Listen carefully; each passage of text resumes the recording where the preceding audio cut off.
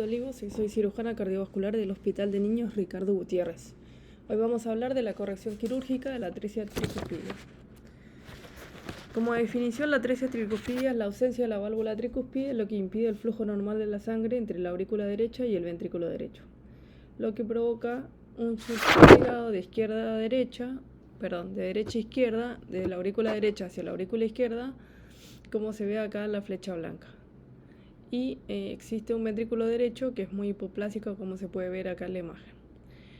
Aunque estrictamente no sería un ventrículo, porque para que una cámara se llame ventrículo tiene que tener un tracto de entrada, que este no es el caso.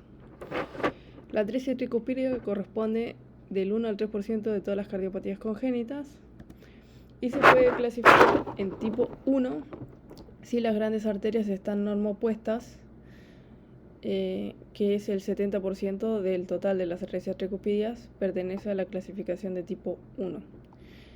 Tipo 1, la aorta nace del ventrículo izquierdo y la arteria pulmonar nace del ventrículo derecho o cámara rudimentaria. Dentro de la clasificación tipo 1 se puede clasificar en A, B o C. La clasificación tipo 1A es con vasos normopuestos y atresia pulmonar, o sea que no existe una comunicación entre la cámara rudimentaria y la arteria pulmonar.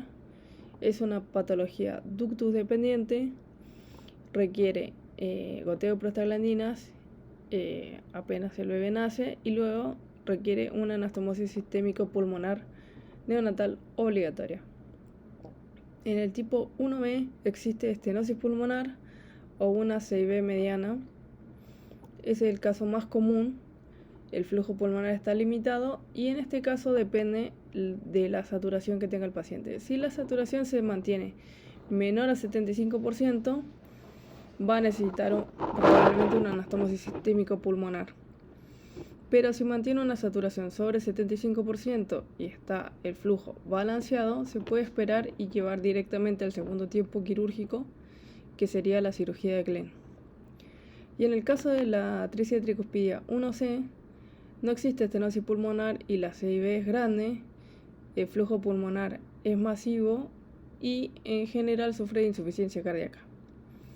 En estos casos, la técnica quirúrgica es realizar un cerclaje de la arteria pulmonar para proteger los pulmones y evitar que se genere una hipertensión pulmonar. En la clasificación, los tipos 2 son en los que existe una transposición de las grandes arterias, o sea que la aorta nace de la cámara rudimentaria y la arteria pulmonar nace del ventrículo izquierdo. El riesgo principal que tiene esta patología es obstrucción al flujo sistémico. En la clasificación tipo 2A existe atresia pulmonar, por lo que la técnica es similar a la clasificación 1A, requiere una fuente de flujo pulmonar y se hace una anastomosis sistémico pulmonar.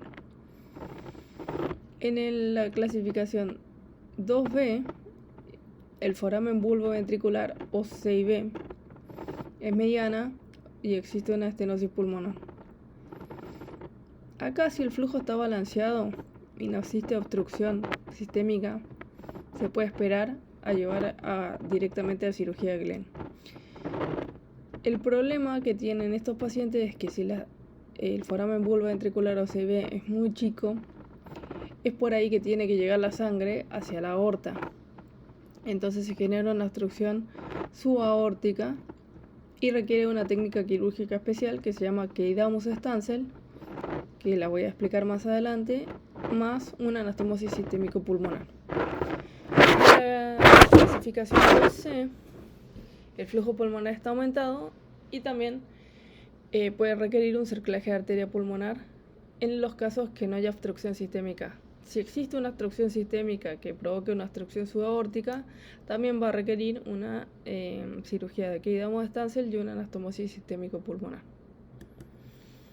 Y la clasificación tipo 3 es otro tipo de malposiciones que incluye la transposición congénitamente corregida o anomalías de posición como situs inversos. En este caso, los subtipos de tipo 3 se puede clasificar en A si existe estenosis pulmonar o subpulmonar, y tipo B si existe estenosis subaórtica. La estrategia quirúrgica en el tipo A, si la saturación es mayor a 75%, es llevarlo a Glenn directo, y si la saturación es menor al 75%, probablemente hacer una anastomosis sistémico pulmonar. En el caso del tipo B, se requiere la cirugía de quidamodestancia en el primer tiempo o junto con la cirugía de Glenn, si el paciente lo permite. Como manejo inicial tenemos una cianosis neonatal, sobre todo en el tipo 1A y 2A, que existe atresia pulmonar, y la medida inicial es el goteo de prostaglandinas para mantener el ductus permeable hasta que se pueda realizar la cirugía de anastomosis sistémico pulmonar. Lo otro muy importante en los pacientes es evaluar el tamaño de la CIA. Si la comunicación interauricular es restrictiva, se debe ampliar mediante el procedimiento de Rashkin, que es un procedimiento hemodinámico que se entra a través de una vena femoral con un catéter con balón, se pasa a través del foramen oval, se infla del lado izquierdo y después se tira con fuerza hacia el lado derecho, rompiendo la lámina y ampliando la comunicación interauricular. Este procedimiento se realiza desde 1966. Si no existe la posibilidad de hacer el procedimiento de Rashkin, es necesario hacer una septectomía auricular quirúrgica, que es abrir la CIA de manera quirúrgica, pero en ese caso, si necesita otro tipo de cirugía del paciente, como cerclaje de arteria pulmonar o anastomosis sistémico pulmonar, sería todo en el mismo tiempo. Etapas quirúrgicas. La primera etapa o la paliación neonatal tiene el objetivo de asegurar un flujo pulmonar adecuado, que no exista cianosis severa y tampoco exista hiperflujo pulmonar que pueda generar hipertensión pulmonar a largo plazo en estos pacientes que son un ventrículo único anatómico y van a funcionar como un ventrículo único anatómico y fisiológico. La anastomosis sistémico pulmonar o PTJAN, también conocido, es el necesario en los pacientes que tienen flujo pulmonar disminuido. Y la técnica es usar un tubo de PTFE. En general se usa 3,5 milímetros y se une entre la arteria subclavia, que se puede ver acá, el tronco brachiocefálico subclavia derecha y carótida derecha, y la arteria pulmonar derecha. Se sutura ambos cabos del tubo, uno a la arteria subclavia derecha y otro a la arteria pulmonar derecha. Se puede realizar por toracotomía, este procedimiento se puede realizar por toracotomía lateral o por esternotomía mediana. En nuestro centro generalmente se usa la esternotomía mediana porque muchas veces el paciente no tolera bien el procedimiento, se pone muy cianótico y es necesario usar circulación extracorpórea. Hay pacientes que toleran el procedimiento y se puede hacer sin circulación extracorpórea y otros no. Así que todas las últimas anastomosis en nuestro centro se han hecho por esternotomía mediana. Acá les pongo una imagen quirúrgica en la que pueden ver, este es el tubo de PTFE de Goretex, uniendo a la arteria subclavia derecha y a la arteria pulmonar derecha. Esta es la vena cava superior, la aurícula derecha, ventrículo derecho y la arteria aorta. En este paciente se hizo la cirugía sin circulación extracorpórea. Después, en los casos que exista hiperflujo pulmonar, como ya dijimos, se tiene que intentar proteger el lecho pulmonar del hiperflujo. Entonces se hace un cerclaje de la arteria pulmonar, que es poner como un cinturón que va a restringir el paso de sangre hacia la arteria pulmonar y va a permitir que vaya más flujo hacia la arteria aorta. Se hace por toracotomía izquierda en general, En el mismo procedimiento quirúrgico se hace el cierre del ductus arterioso y se pasa una banda de Gore-Tex en el tronco pulmonar, como se puede ver acá. Se usa para marcar inicialmente el primer punto algo que se llama regla de Trasler, que se mide 24 centímetros más el peso del paciente y ahí se hace el primer punto. Luego se pone una bocat acá en la arteria pulmonar distal y se mide la presión pulmonar. Lo que se busca es que la presión pulmonar sea el 50% de la presión sistémica y la saturación de oxígeno se mantenga entre 75 y 85%.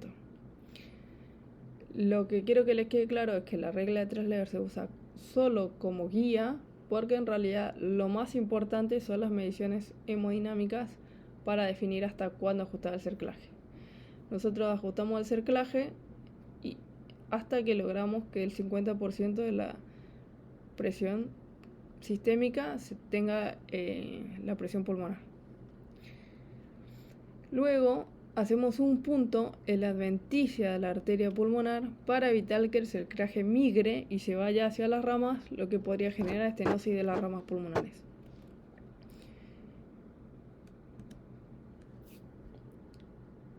Después lo que les quería explicar es el procedimiento que damos de Stanzel. Como dijimos, es necesario cuando existe algún tipo de obstrucción al flujo sistémico, ya sea porque hay una CIV o foramen bulboventricular que es restrictivo, como puede pasar en las atresias tricuspídeas 2B. Acá en la imagen de la derecha pueden ver que la aorta está naciendo del ventrículo derecho o cámara rudimentaria y la arteria pulmonar nace del ventrículo izquierdo. Acá lo que se hace es unir la arteria pulmonar con la aorta y después se pone un parche, que en general nosotros usamos parche de pericardio autólogo, o sea, del propio paciente, tratado con glutaraldehído. Y acá en lo que quedó las ramas, porque para poder usar el tronco de la pulmonar para generar la neoaorta, que va a ser esto, que queda como una neoaorta que sale las dos válvulas, van a dar el flujo a la aorta transversa y aorta descendente. Se usa otro parche para cerrar el agujero que queda entre las ramas pulmonares. Y como estamos usando la arteria pulmonar para la aorta, dejamos sin flujo el pulmón. Entonces necesitamos unir a esta cirugía una anastomosis subclavio pulmonar derecha o VTJAN. Y acá hay una imagen quirúrgica que muestra exactamente lo mismo. Se une la arteria pulmonar con la aorta acá y después se pone un parche para terminar de unir las dos arterias.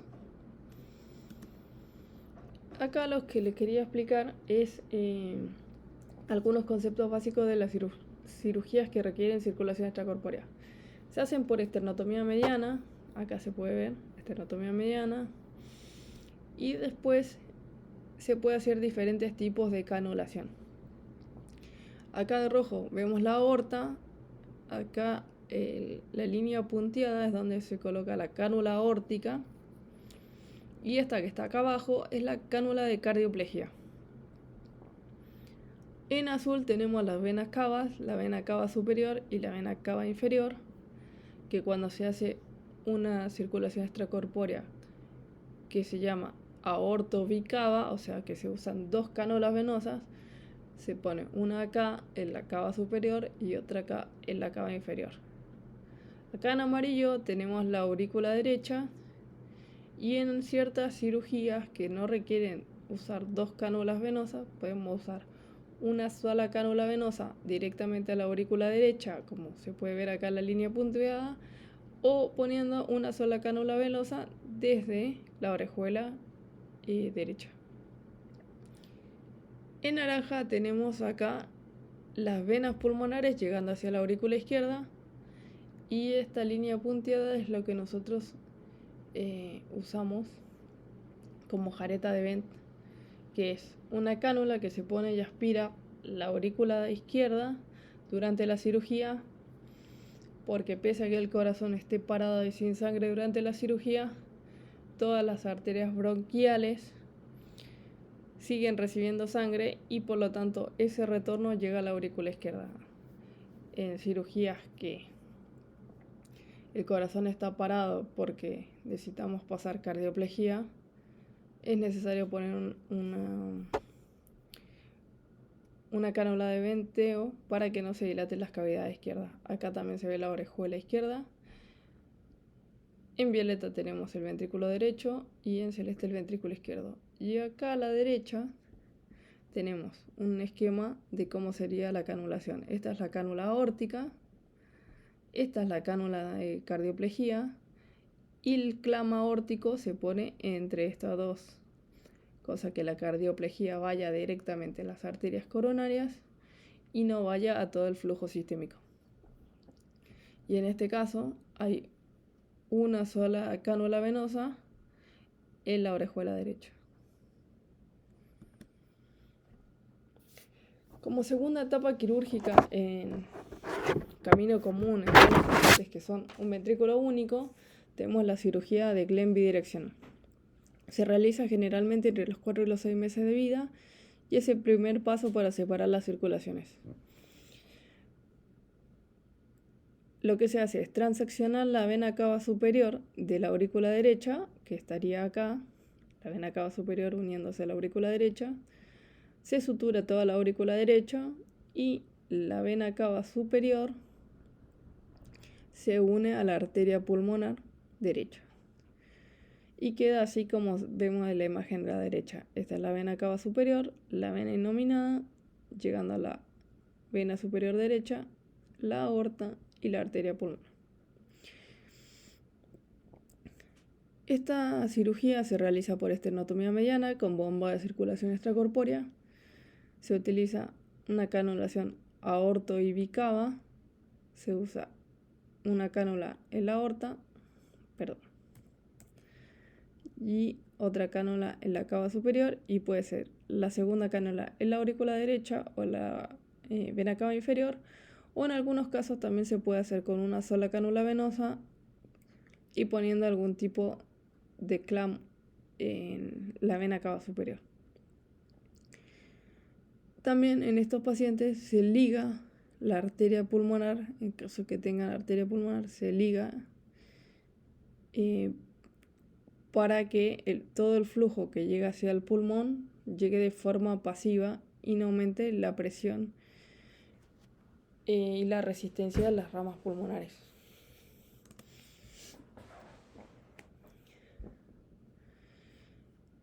Para poder realizar esta cirugía hay que tener ciertos parámetros ideales. Por ejemplo, que la presión de la arteria pulmonar sea menor a 5 milímetros de mercurio, o sea, a 15 milímetros de mercurio, que la resistencia vascular pulmonar sea menor a 3 unidades Wood, que la presión de fin de diástole del ventrículo derecho sea menor a 10 milímetros de mercurio y no existan alteraciones en el árbol pulmonar ni insuficiencia de la válvula AB única severa.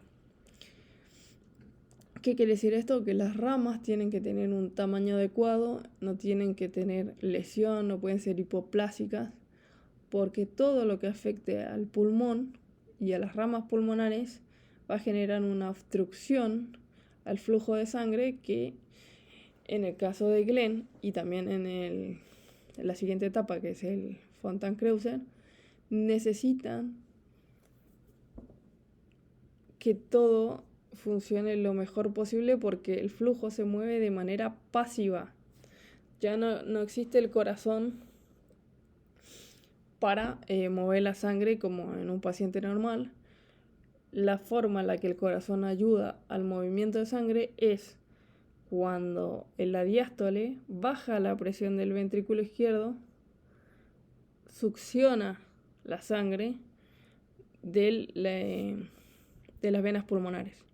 Por eso es importante que la presión de fin de diástole sea baja también. La CIA siempre debe ser amplia porque es importante que no exista ninguna restricción al pasaje de flujo de la cava inferior que va a llegar todavía a la aurícula derecha hacia la aurícula izquierda. que el ventrículo mantenga una buena función, que no tenga disfunción ventricular.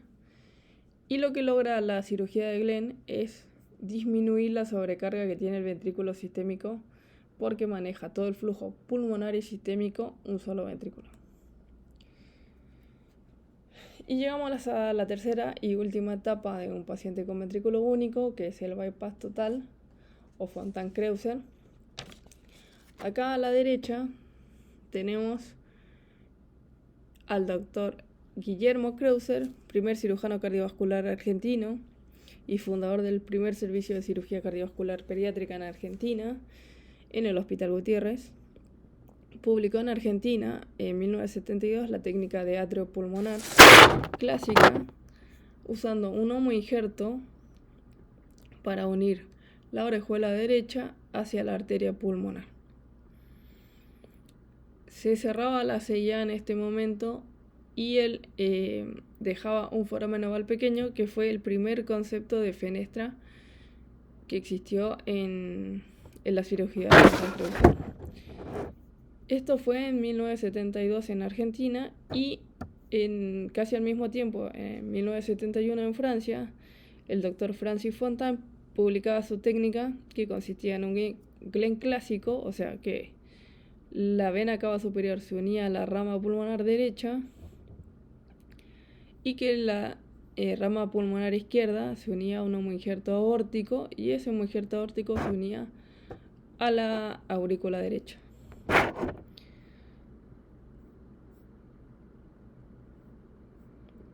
En esta foto están los dos. A la izquierda está el doctor Francis Fontan y a la derecha el doctor Guillermo Kreuzer, en un congreso en el año 2009. A la derecha tenemos lo que sería la evolución de la cirugía Fontan-Kreuzer.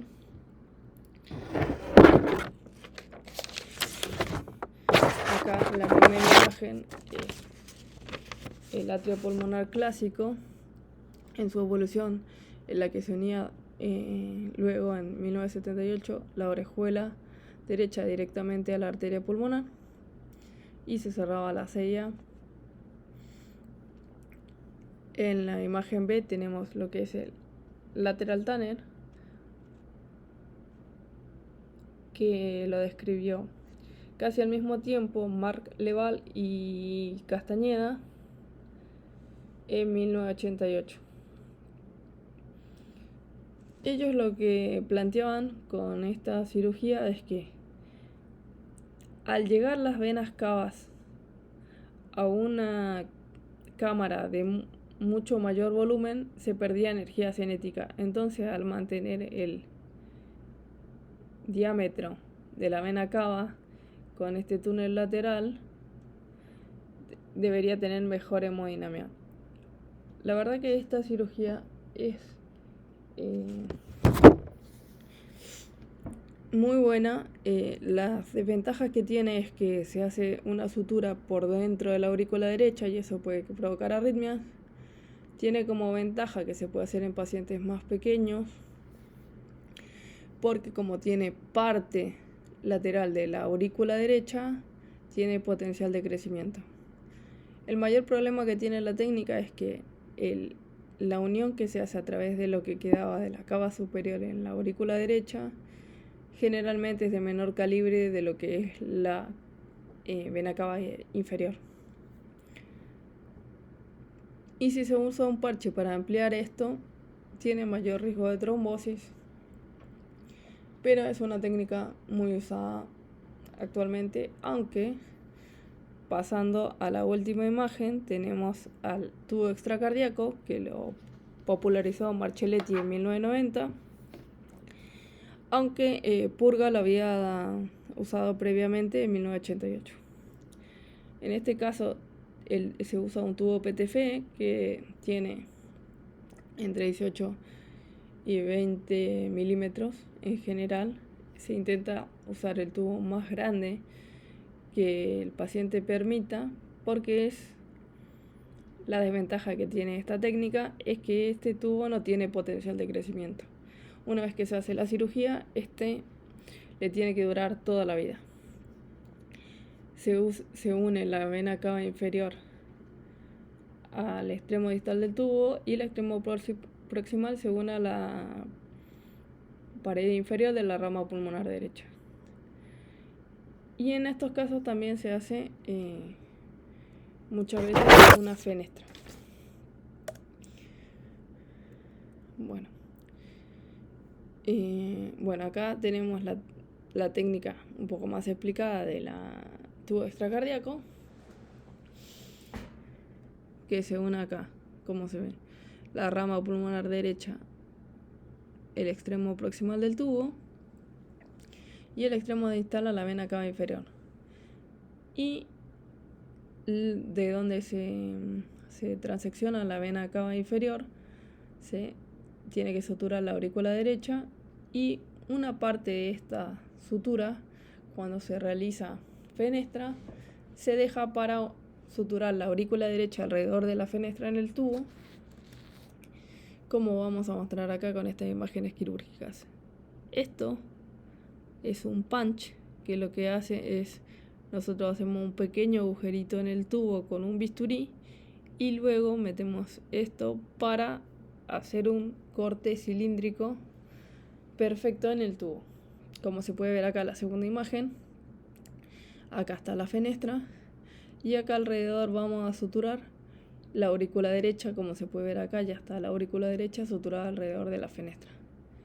Y acá estamos uniendo el tubo a la vena cava inferior. Como complicaciones postquirúrgicas en von Dankreuser existe el derrame pleural, la ascitis, arritmias, sangrados, trombosis, parálisis frénica, quilotórax cuando la presión pulmonar y venosa en general está aumentada, pueden existir lesiones residuales, y en caso de que el sistema no funcione porque se eligió mal el tipo de paciente, se puede hacer un takedown, que es básicamente desarmar todo el bypass total y dejarlo solo con la cirugía de Glenn. Y como complicaciones alejadas tenemos la enteropatía perdedora de proteínas, la bronquitis plástica, la cirrosis hepática por el aumento de la presión venosa constante que le llega al hígado, insuficiencia renal crónica, disfunción ventricular y disfunción linfática. Nosotros a todos los pacientes, antes de hacer la cirugía de bypass total, hacemos una resonancia magnética para evaluar el estado de los vasos linfáticos. Después con esas imágenes se llega a una clasificación que se llama clasificación de Bico-Dori, que puede ser los grados de 1 a 4, grado 1 o grado 2, tiene disfunción linfática leve, 3 o 4 hay mayor desarrollo de circulación linfática, y nos habla de que el bypass tiene más probabilidades de disfuncionar. Entonces, en estos casos lo que se puede hacer, y lo hemos hecho a muchos pacientes, es lo que se llama el procedimiento de Raschka.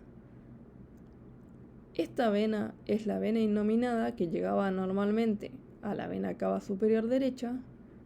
Se transecciona la vena innominada de la vena cava superior derecha y se une a la orejuela izquierda para que el conducto torácico que está llegando al confluente yugulo-subclavio llegue a una cámara de menor presión, y con eso evitar las complicaciones a largo plazo del aumento de la presión linfática. Acá les dejo como bibliografía sugerida por si quieren ahondar en el tema quirúrgico. Muchas gracias.